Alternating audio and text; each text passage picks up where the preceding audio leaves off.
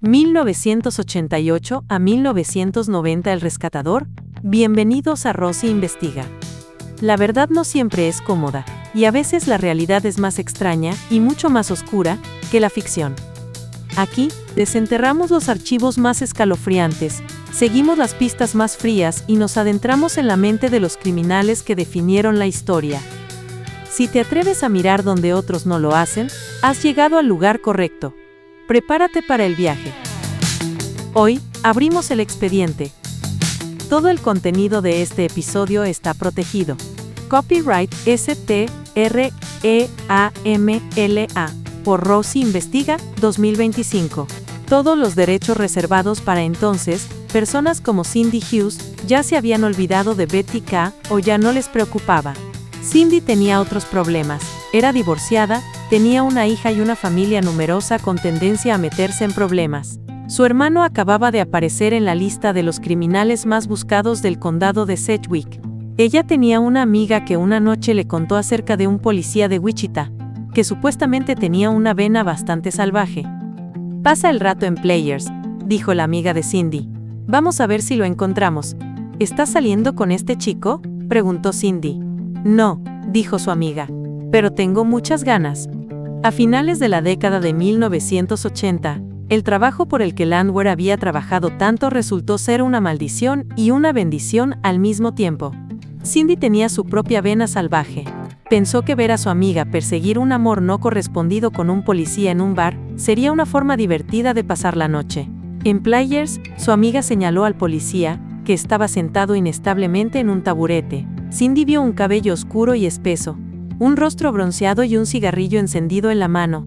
Estaba borracho y le gritaba a una mujer a su lado, que estaba sentada tranquilamente, bebiendo un trago. El policía vociferaba sobre la injusticia y sobre un tal Butterworth. Siguió gritando hasta que finalmente se cayó del taburete con un golpe sordo. La mujer a su lado actuó con frialdad, como si no fuera la primera vez. A Cindy le pareció divertido. No habló mucho con él esa noche. Pero las noches siguientes, cuando su amiga enamorada de él la llevaba con ella, Cindy empezó a estudiar a Kenny Landwehr. Parecía ser el fiestero del infierno. Landwehr bebía en bares del oeste, Players en la 21 con oeste, o Barney's en la 9 con oeste. Todas las noches entraba con una chaqueta bomber de cuero negra de $300 que le había regalado una exnovia. Pedía una copa, contaba una anécdota graciosa, pedía otra copa, contaba otra historia. Invitaba a Cindy a sus amigos, a los amigos de ella. Escuchaba atentamente las historias de los demás. De vez en cuando, alguien lo sacaba de quicio y mencionaba a Butterworth, y él gritaba sobre la injusticia. Después de que Cindy escuchara toda la historia, entendió por qué. Al principio pensó que Landwehr era simplemente uno de esos ingeniosos a los que les gusta contar historias increíbles en los bares, pero que no tenían mucho más que ofrecer. Parecía un chico malo, fumando un cigarrillo tras otro, emborrachándose y contando historias subidas de tono. Pero pronto vio matices más profundos en su carácter. No era como los demás. Landwehr era curioso, simpático y empático. Tenía la costumbre de inclinarse hacia adelante y escuchar con más atención que otros hombres. Dijo cosas escandalosas como defensa. Algunas novias lo habían lastimado y quería mantener las distancias. Pero esta estrategia no funcionó con Cindy, quien hablaba con la misma crudeza que Landwehr. ¿Por qué tienes una matrícula personalizada en tu coche que dice Skippy Blankis?, preguntó Landwehr una noche, volviéndose hacia Cindy con una sonrisa.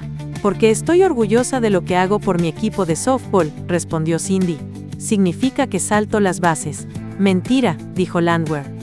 «Significa que eres como la mantequilla de cacahuete de Skippy. Te untas fácilmente». «Eres un pequeño imbécil ingenioso», dijo. «¿A qué escuela secundaria fuiste?», preguntó.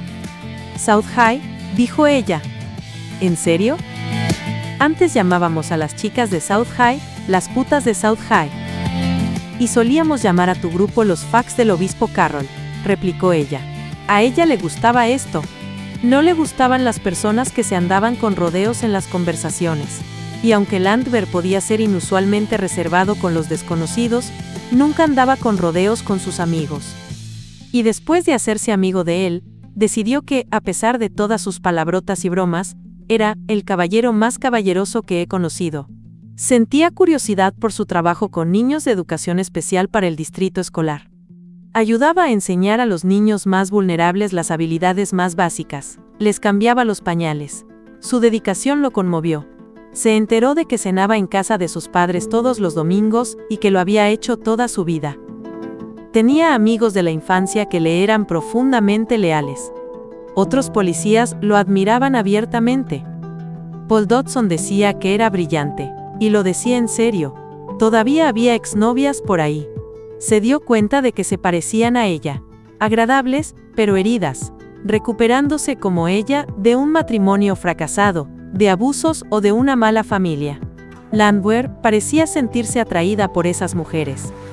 Una compulsión de rescate, decidió Cindy. Finalmente, Cindy conoció a su madre, Irene, y de ella y Landwehr escucharon algunas de las historias favoritas de la familia sobre Kenny.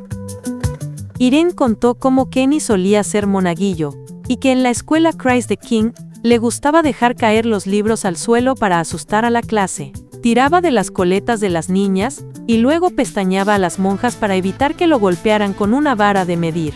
El propio Landwehr se enorgullecía de contar una historia sobre una monja anciana, la hermana Wilfreda Stump, que sufría de narcolepsia. Se quedaba dormida, a veces a mitad de una frase. Un día, en 7º grado, la hermana Wilfreda estaba hablando con el mejor amigo de Landwehr, Bobby Higgins. Estaba hablando y señalando a Higgins cuando de repente se quedó dormida con el dedo todavía apuntando. «Rápido», le dijo Landwehr a Higgins. «Cambia de asiento conmigo». Momentos después, la hermana Wilfreda se despertó y se encontró señalando a Landwehr. Ella saltó, agarró una vara de medir y persiguió a Landwehr, quien huyó riendo a carcajadas. Años después de la preparatoria, Landwehr quedó inconsciente al chocar con un compañero durante un partido de softball. Parecía estar bien al levantarse, pero al terminar el partido, empezó a preguntar repetidamente: «¿Qué entrada es?». Landwehr recuperó la conciencia al día siguiente en un hospital, rodeado de familiares y amigos. Al ver dónde estaba, lo primero que pensó fue que había destrozado su auto. «¿Qué día es hoy?», preguntó la enfermera. «El lunes», dijo Landwehr. «No, es viernes». «¿Qué?», dijo Landwehr. «Rayos. ¿Es viernes y no estoy bebiendo?». Los amigos de Landwehr no quisieron ver la reacción de Irene Landwehr. Se escabulleron rápidamente por la puerta. Cuando Lamantion se retiró en 1988, consideró el caso BTK como su peor decepción en sus 12 años como jefe. BTK había sobrevivido a carreras policiales enteras. Quienes eran niños cuando murieron los Otero ahora eran oficiales veteranos. Landwehr había pasado de ser un niño a vendedor de ropa, a un patrullero novato, a un cazafantasmas que persiguió a BTK durante 3 años. Y ahora a uno de los detectives que trabajaban en los 25 a 30 homicidios anuales de la ciudad. Ahora aceptó otro trabajo. El departamento lo ascendió a teniente y subcomandante del laboratorio forense. En los cazafantasmas, ya dominaba elementos de la ciencia forense como la química sanguínea, las fibras y los raspados de uñas. Como teniente de laboratorio, se esforzó por ampliar sus conocimientos. Quienes lo vieron en su nuevo puesto se dieron cuenta de que parecía tener un don para aplicar la ciencia a los casos criminales. Con el tiempo, Landwehr sintió que se le había quitado un peso de encima. No se había dado cuenta de cuánto le dolía emocionalmente trabajar en homicidios, hasta que asumió el trabajo más distante del laboratorio. Convertirse en detective de homicidios era lo que había trabajado durante toda su carrera, y era inquietante darse cuenta de lo duro que, pero por mucho que le doliera, lo extrañaba. Aproximadamente un año después de que Lamantion se jubilara, la oficial de patrulla Kelly Otis respondió a una de esas llamadas que los policías temen. Una llamada por violencia doméstica en las primeras horas de la mañana. A las 3:11 de la mañana del 9 de diciembre de 1989, Otis y otros 2 oficiales se acercaron al número 1828 de North Porter. Dentro se encontraba un jardinero de campo de golf borracho, llamado Thomas H. Hathaway, de 28 años. Su novia dijo que la había golpeado. Cuando Otis le preguntó si su novio tenía un arma, ella dijo que no, pero algo en su tono de voz despertó el sentido arácnido de Otis. Cuando Otis se acercó a la puerta principal, se hizo a un lado antes de gritar: Lo que le respondió fue un disparo de escopeta a través de la puerta abierta. El hombre que estaba dentro salió corriendo, con el torso desnudo en el frío gélido. Se giró hacia Otis. Otis se arrodilló, sacó su pistola y gritó: «¡Suelta la maldita pistola!». El miedo aturdió los sentidos de Otis. Tanto él como el pistolero parecían moverse a cámara lenta. El hombre se llevó la escopeta al hombro y apuntó a la cara de Otis. El cañón parecía tan grande que uno podría meterse dentro. Otis disparó y sintió un nuevo miedo. Su arma apenas hizo ruido. Otis, aterrorizado, pensó que su arma había fallado, pero el pistolero cayó al suelo como un pesado saco de patatas. Otis se quedó perplejo por un momento. En el campo de tiro, su 9 milímetros siempre retumbaba como un cañón, pero esta vez el único sonido era un leve pop-pop. Pero Hathaway sangraba por las heridas de bala en el torso. Otis estaba tan asustado que apenas escuchó el sonido de su propia pistola. En una estación de bomberos a pocas cuadras de distancia, el paramédico que se había enamorado de Otis el año anterior escuchó su voz en el radio de la policía. «Tenemos un tiroteo con un agente involucrado», dijo. Netta Sauer se subió a su ambulancia.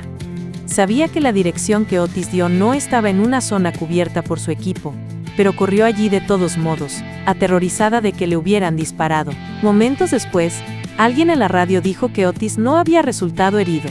Ella condujo de regreso a la estación de bomberos. Otis intentó descargar las balas que le quedaban en la pistola, pero le temblaban tanto las manos que no pudo. Otro oficial se inclinó sobre Hathaway y contó los agujeros de bala.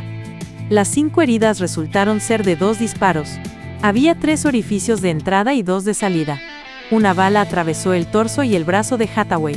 Otis había disparado 2 veces, tal como le habían enseñado en el campo de prácticas. Disparar 2 veces al blanco, y luego apuntar para disparar de nuevo si era necesario. Se llama el doble toque. Otis se sintió agradecido por su entrenamiento. Cuando tienes miedo, el entrenamiento te domina. Hathaway sobrevivió. Otis regresó al trabajo unas semanas después. Poco después, Otis y otros oficiales casi vaciaron los cargadores de sus armas al dispararle a un traficante de drogas que les disparó. Otis también se puso nervioso por eso. 5 años después, en una reunión de exalumnos de la preparatoria South, Netta Sauer Otis se encontró con Cindy Hughes, una excompañera. Cindy estaba con Kenny Landwehr, quien parecía aburrido. Landwehr se alegró al darse cuenta de que el esposo de Netta era policía. Le tendió la mano a Kelly Otis. «Bien», dijo Landwehr, bromeando con Cindy. «Alguien con quien pueda hablar, en lugar de todos estos perdedores de la preparatoria sur». Y con esto, cerramos el archivo de hoy. Esta historia es solo una prueba de que la intriga, el misterio y la acción no solo viven en las películas, sino en nuestra propia realidad. Suscríbete ahora a Rosy, investiga en tu plataforma favorita, Spotify, Apple Podcasts, etc., para no perderte ni un solo expediente. Danos 5 estrellas y deja tu comentario. Dinos qué te pareció este caso, y lo más importante, envíanos tu historia. ¿Qué crimen o misterio te quita el sueño? Déjanos tu sugerencia en los comentarios. Nos vemos en el próximo episodio, cuando desvelemos otro secreto que la historia intentó ocultar. Hasta entonces, mantente alerta.